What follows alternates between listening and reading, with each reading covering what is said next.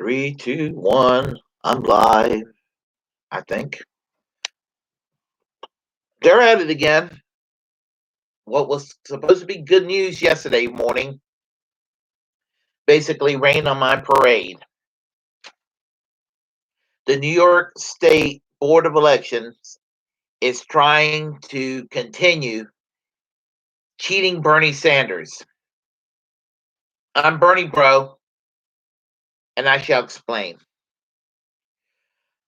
Bernie Sanders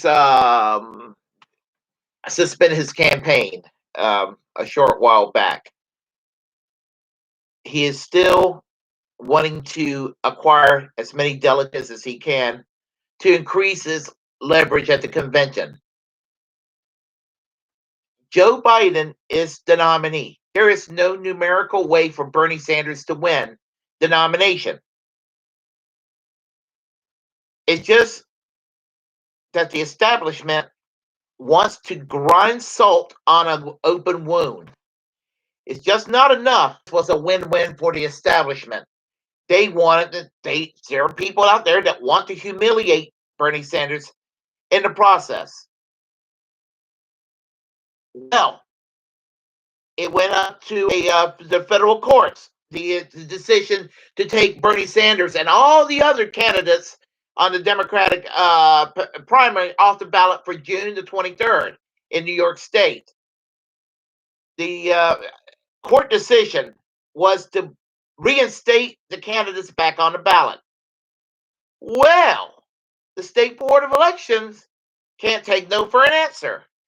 And they're going to go and try to find a way to take Bernie Sanders and all the other candidates off the ballot. They're trying to take all the other candidates off the ballot, but it's all about trying to fuck over Bernie Sanders once again.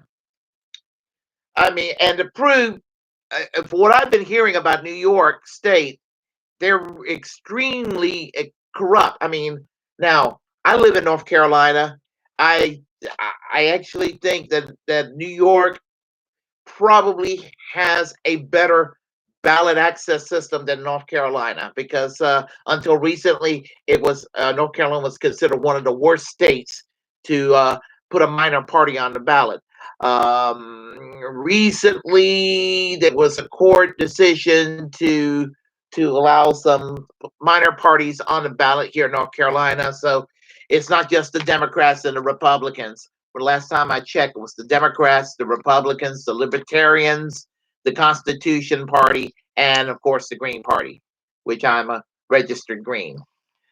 But in New York State, they have a better system. It's easier to get a third party on the ballot, and they have fusion, which fusion allows minor parties to endorse a major party candidate on their minor party ballot line, and it's still combined vote total with the major party when everything's tallied up and combine the two together, and it increases their chances of winning. And for the third party, it's a win-win, because if there's somebody that's part of the two-party system that's actually a decent candidate in the eyes of the third party, as long as the agreement's there to put their name on that third-party ballot, is a third-party vote for a major party individual candidate that actually has an impact, and it's a win-win for that candidate from the two-party system, and it's a win-win for that for the third-party ballot slate. I wish we had that in all 50 states, but I want to get back to what's going on here. New York State, they're trying to fuck over Bernie Sanders. 2 years ago, when Alexandria Ocasio-Cortez defeated Joe Crowley, getting to what I was talking about with fusion, the Working Families Party usually endorses the Democrats.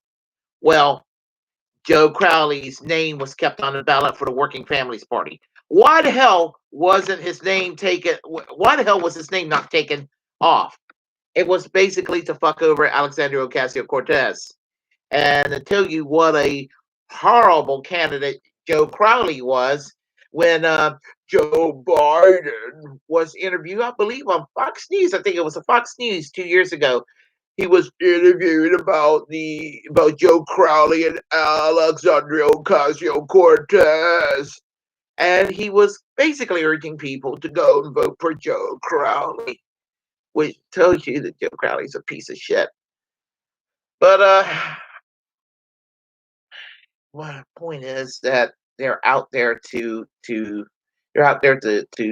fuck over the left once again, and you're seeing it, and it's just always trying to antagonize the left. And again, I keep saying this almost every day, and I really believe this. Here's the Democrats, there's the left,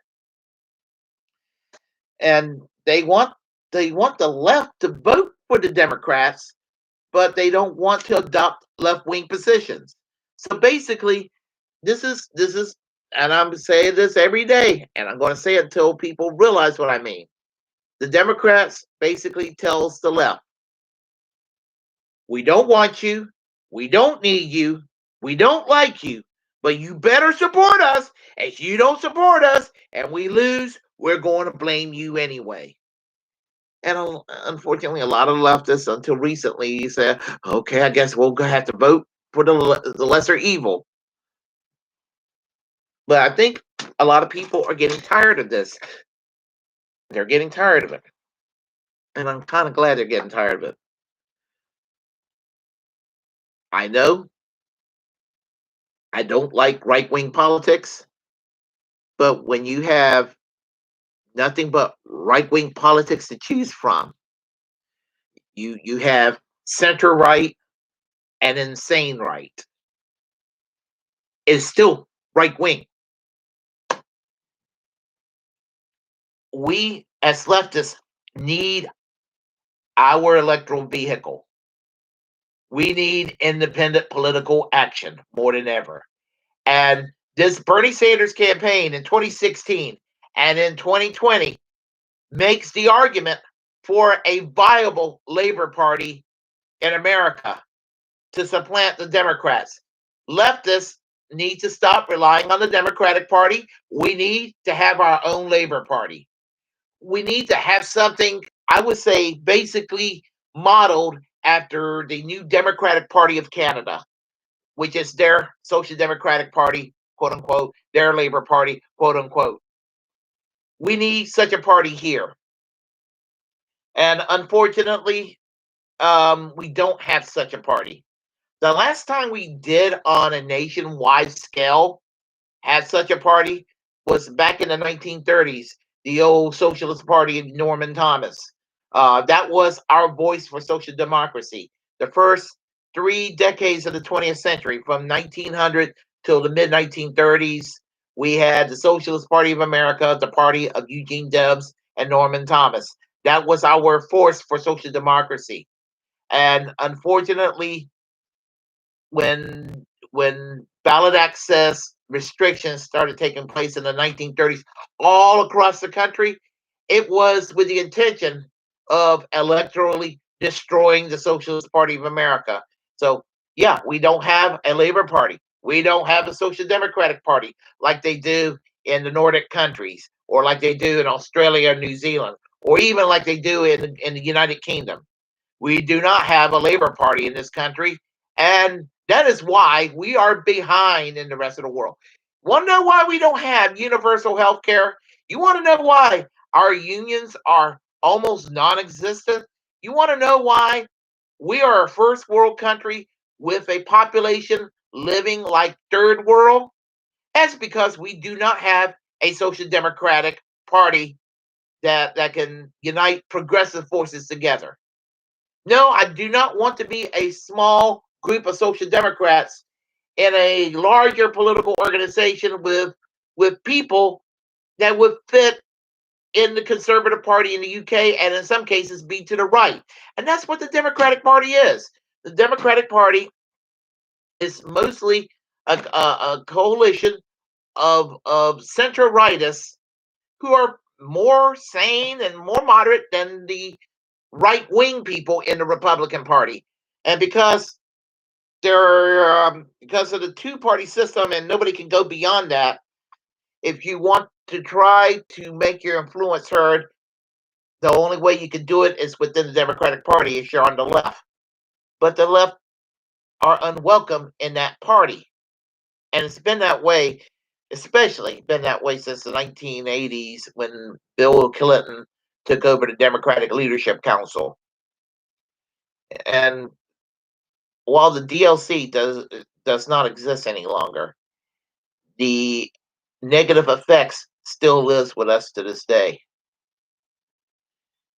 Folks, I am mad as hell at New York, what they're doing.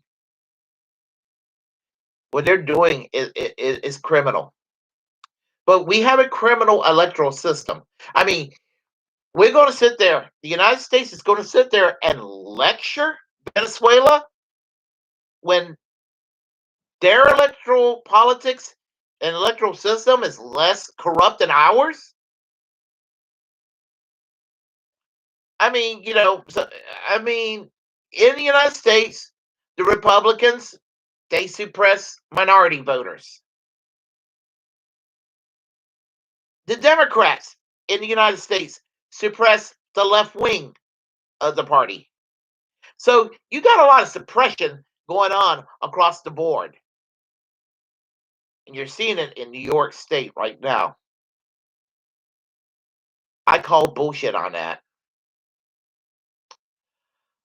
If you like what you heard, thumbs up. If you don't like what you heard, thumbs down. But I'm Bernie Bro. Feel free to subscribe. Tell your friends about this channel. And peace.